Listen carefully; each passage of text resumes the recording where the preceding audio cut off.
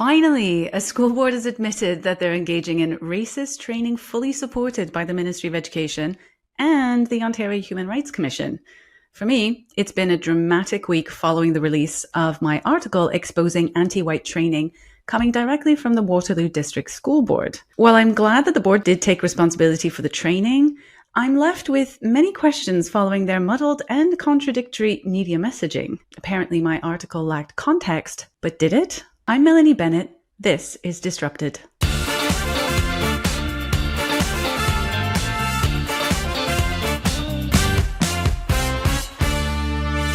This week's episode is a little bit different because instead of reporting on the story, I became the story. And what unfolded after I published my article with the Waterloo Board Professional Development Training was a week of basically censorship and spin, the kind of coordinated gaslighting that would make George Orwell raise an eyebrow. Let's walk through what happened, and you can decide for yourself what this was really about. On June 4th, it all started when I published an article for True North on the Juno News platform. It covered a leak staff training session from the Waterloo District School Board. The session included a slide titled Dismantling Whiteness at WO, which claimed that the word family had been identified as harmful by racialized students. Yeah, family. Most people picked up on that slide. Specifically, they meant the nuclear family. The slide said that the term implied obedience, hierarchy, and the prioritization of the nuclear family to the detriment of others. It's not the first time that the board has had a hard time with words relating to family.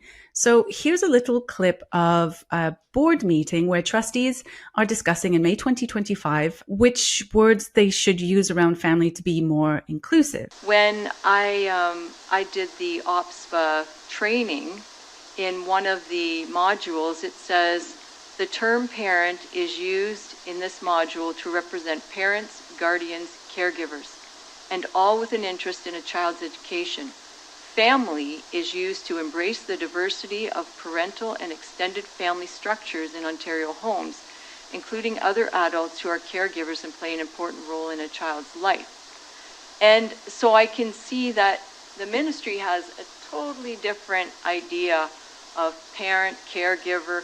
It seems to be a big issue with us, and we're using families as a big umbrella term, but there is inconsistencies in all of our policies.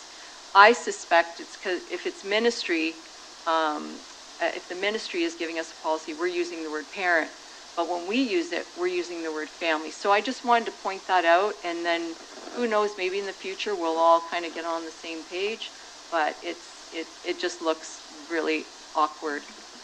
I think I'm not currently a part of the policy working group, but when I have sat in, I think the preference is for a more inclusive term wherever possible. We use different terms than the preferred terms if it is mentioned in legislation. So, for example, for student trustees, it needs to be the parent or the legal guardian who gives consent if they're not of age. So we follow the legislation with the wording.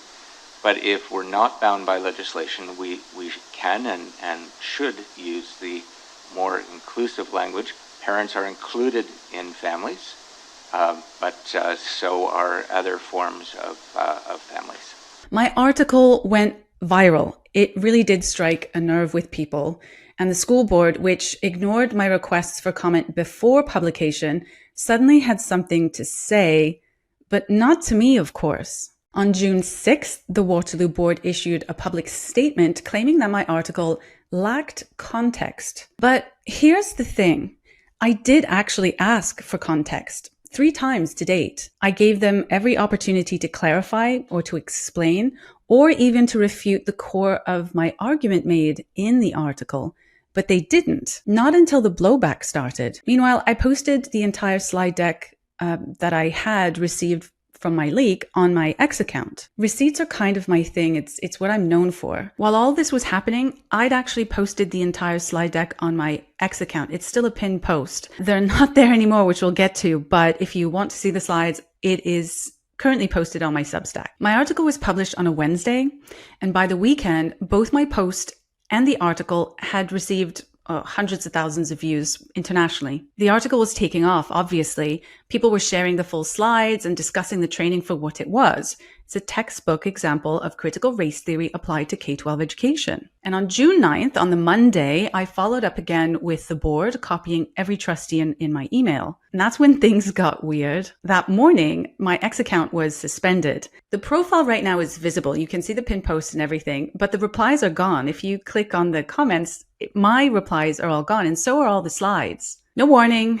no explanation, just silence. So that evening, the board chair made another public statement during the meeting, again repeating that they value families, but completely dodging the core of the issue, that this training, based in critical race theory, is fully in line with the Ministry of Education and Human Rights Commission mandated equity. They don't call it critical race theory, they call it culturally relevant and responsive pedagogy, which is just education jargon that means applied critical race theory.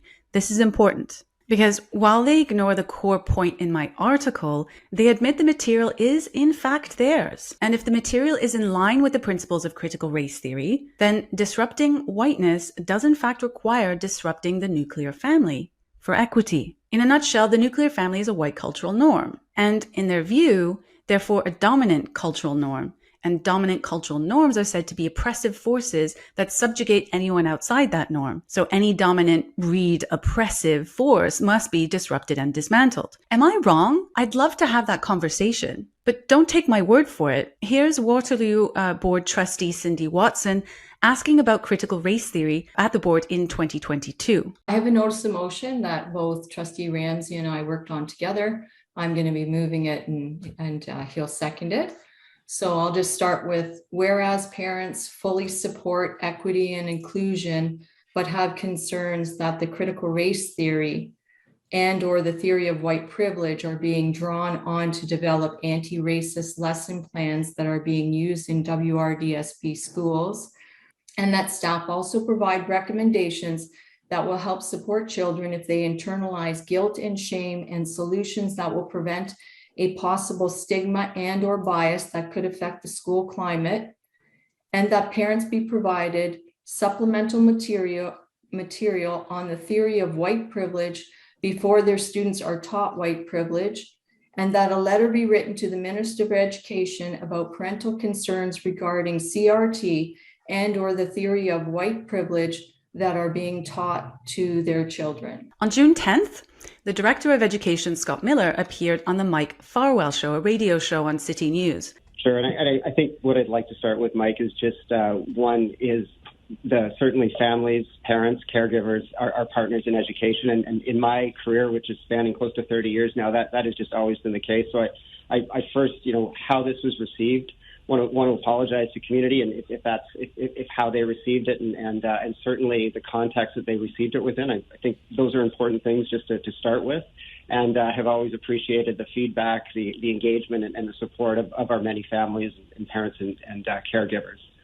The director apologized, but he didn't apologize for the training. It sounds like he's apologizing for the fact that I published it from a critical perspective. The director confirms that the board's work is aligned with the ministry directives and the Ontario Human Rights Commission policies. And he's right. He says that equity work is difficult because not everyone's going to accept it, though. What we've learned, Mike, certainly over time, and as we've engaged in this work, specifically looking at and dismantling racism in all its forms and ultimately in all of our schools, is a recognition that in some of our teachings previously, in language that's been used, it really made it difficult for people who are receiving that learning to engage. And in some cases, that sense of this feeling, and I'll say certainly from our white staff, that they would step back and worry and have some concern and potentially even fear or want to defend that that's not who I am and so forth.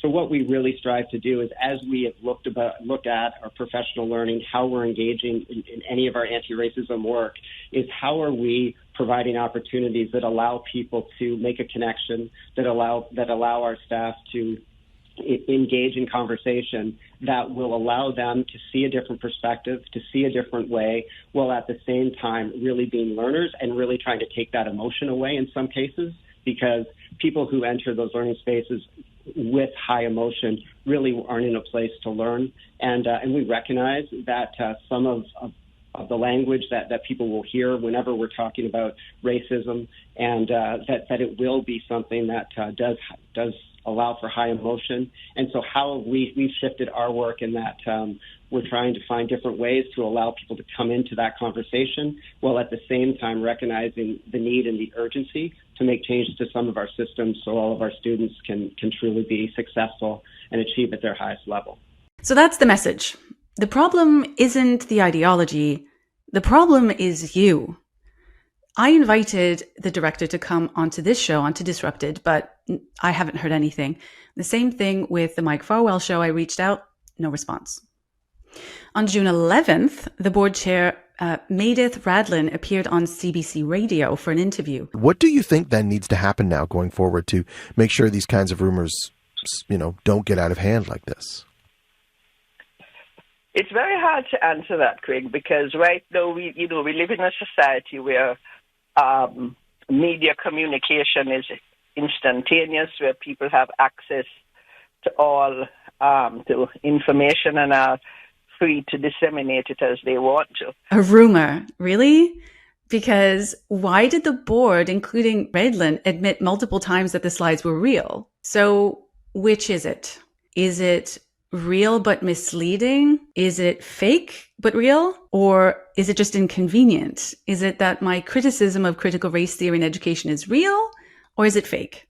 I certainly think that the initiatives that our board does around, truth and reconciliation, around equity, about gender identification and orientation, I certainly think that that is a lightning rod for many groups that have differing opinions. And Craig, this is a democracy, so, different opinions will exist and are welcome. Meredith Radlin claims that the Waterloo Board is open to different views and is transparent. But are they transparent and accepting of alternative voices? I took the time to speak with Cristina Barrios Fernandez, a parent who's been trying to get the board to address ideological overreach for quite some time. So Radlin's saying that she is open to any questions and she's open to transparency. The board is open to transparency. So I would say let's hold them to that. Let's ask for all of the slides. Why not let people decide if they believe it's right or wrong? This is what the board does as well, right? They instead of showing you, they'll tell you that what to believe and how to think about it, and without showing you the information. So let's just show us the information and let us decide for ourselves. And another point of transparency, I would say, because this is right on line with this, is to bring the draft out that they're currently working on for the anti-racism policy that is going to be, they're planning on it being ratified in the beginning of the next school year. I will say that I was part of that consultation because that's something they do with the board. They'll say, we already did consultation, right? They literally asked us not to share these slides. I was part of the consultation for PIC, the Parent Involvement Committee, and we were not to share any of the slides because it's a draft. A couple of us just said, we don't believe this is okay. I mean, this is public. We ought to have public consultation on this. Why not make it open and let people decide what they want and have their feedback come to you? But this is why, because they want to keep it hush-hush and then they ratify it. And then when people have a problem with it after the decision's already been made, they said, oh, well, where were you? We already did parent consultations. We already had different groups. So I know I was one of the parent groups as PIC. We want to know what the other 4 to 5 groups were, because there were 4 to 5 groups being consulted. We want to know how many people in these groups and which groups they were being consulted for an anti-racism policy. And I would implore people to take a look at what that policy is. And I would encourage the board to share that if they're being honest about wanting to be transparent and wanting it to be a democracy. Because that's the other thing Radlin keeps on mentioning. It's democracy now. This is a new term she continues to use. This is a new thing that she's doing. And you say it's a democracy and everyone gets their views, but the state continues to do as they see fit, even though I would say the majority is not okay with what you're doing. So they don't want the consultation because it would definitely show. It's the same with the school books, with the inappropriate sexualized material, the highly sexualized material. I say, okay, listen, if this is what, because we're in a democracy, if this is what the parents want, then so be it. I need to make a decision for myself and my family. Am I staying? Am I going? Am I going to try something? Am I going to keep advocating? What are we going to do? Right? But they don't want everyone to know exactly what's going on, because then they would know how many people are against it. Right? So it's not honest. It's not honorable. It's incredibly deceitful. And I really highly encourage people to just think critically about it, because it literally is eroding. The state would love to have us believe that our rights come from legislation. And in order for them to do that is for them to have us forget that we have God-given rights or birthrights. I did try to reach out to the CBC, but you guessed it. The story isn't over yet, I'm afraid. On June 13th, the CBC published a written article that does name Juno News and does show the article, but it seems that it's for the purpose of discrediting me. The author framed my work as part of the parents' rights movement, invoking religious studies academic from Mount Royal University, suggesting that criticism of critical race theory is linked to fringe ideologies and religious extremism. Interesting. What even is the parental rights movement? There are parents advocating for themselves, for sure. They come in all different shapes and sizes, including religious, but also not religious too. They could be liberal, they could be conservative. I've met many of them, but from what I can tell, there's no large hive mind behind a movement directing it all in a religiously extreme fashion. While the CBC did touch on the core argument from my article, critical race theory, they completely failed to engage with the facts. It's just gaslighting. They don't say that I'm wrong, because I'm not. The funny thing is, though, if they're trying to imply that I'm a religious extremist, I'm not even religious. I'm agnostic at best.